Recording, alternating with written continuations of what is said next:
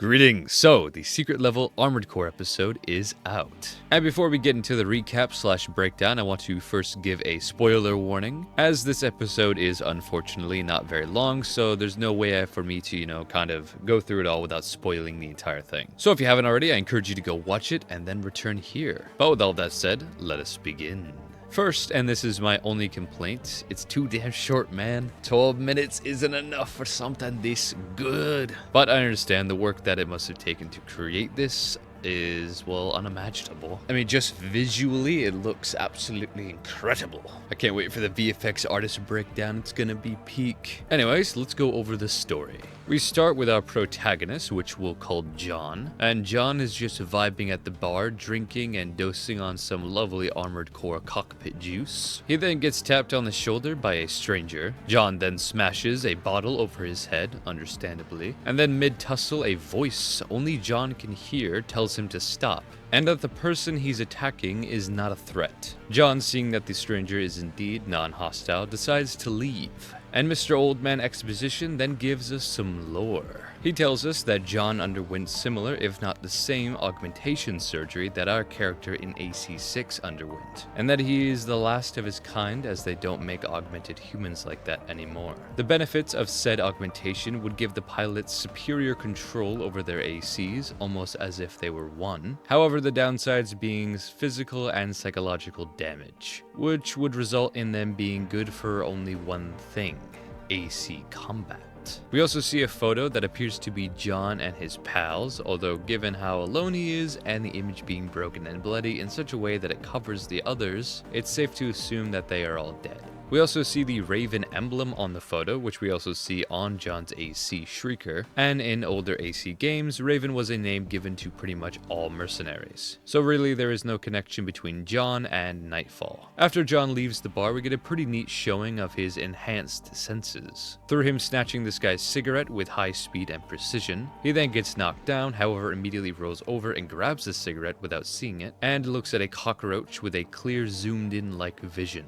Overall, pretty neat way to show off his senses, I thought. John then talks with the voice inside his head, and this mysterious voice seems to be more than just a psychological defect, as it can also interact with technology, shown by the fact that she warns John ahead of time that he's about to get a call from a dispatcher giving them a bounty mission. John then tries to guess what the voice is, assuming that it's just the result of his poor augmentation. However, again, because of her capabilities with technology, it is quite likely that she is indeed a coral mutation, which wouldn't be impossible given the augmentation John underwent. If it is the same as 621's, it utilizes coral, which could have led to the mutation. Although of course not guaranteed, as 621 didn't get his mutation through augmentation. So this is just my best educated guess. While John gears up to pilot Shrieker, we get a good look at his back tattoo of a mechanical raven, which looks pretty sick. We also see tattoos on his fingers, with one hand reading the word name and the other less, showing that he sees himself as nameless, not much more now than a tool for destruction. Another neat detail, we see the tattoos on his face act like barcodes to be scanned, granting him access to piloting his AC, another step further connecting the two. John then launches from his garage using an overboost thruster from Armored Core 4 Answer, which is pretty dope. John is then intercepted by two ACs, which are heavyweight bipeds, with one using dual Gatling guns and single-cell split missile launchers, which are all weapons from AC6. Also, the frame looks like a modified lander frame, and the other using a Tanner assault rifle, Harris linear rifle, and also split missile launchers, which again are all Balaam issued weapons from AC6. And in this combat scene, we see the loadout of John's lightweight AC Shrieker, that being a pulse shield being handheld in the left hand, which is interesting because that's not possible in AC6, as you can only have shields on your shoulder. He also has a laser melee weapon on his right hand, which again isn't possible in AC6, as you can only equip it to your left. And for shoulder weapons, he has the Duo 03 missile launcher and a Holderman shotgun, which are both in AC6. So overall, very interesting and cool loadout, methinks. And throughout this fight, Shrieker targets and destroys certain weapons and parts of each AC. And this could be a pretty cool combat feature they could add in the next game, methinks. Also, while fighting, John notices the two AC's coordination, assuming that they have to be using some kind of technological advantage. Refusing the possibility of them being good pilots just like him, because as far as he knows, there's no more augmented humans like him. After destroying the two ACs, Shrieker moves on and goes to attack a heavyweight tetrapod AC. And this Tetra, as well as the past two ACs, seem to be using alternate variants of Balaam assembly, with the head of the Tetra straight up being the Melander head, and the core looking like a variant of the Melander core.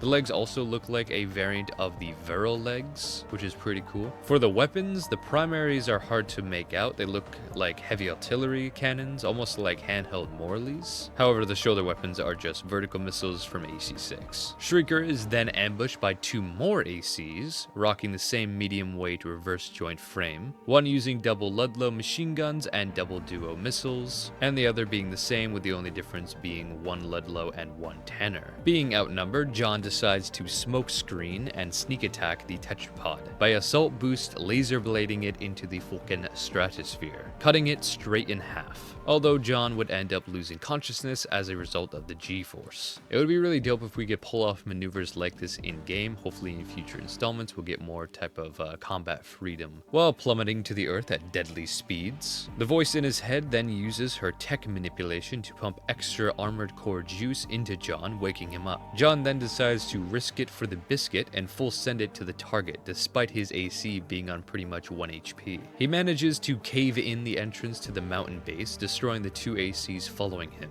He then discovers that this base was used to create augmented pilots, and that the target he's after is indeed an augmented human just like him, as were the other pilots attacking him, and that they weren't trying to kill him, instead they were trying to help him connect with others like him, his people. However,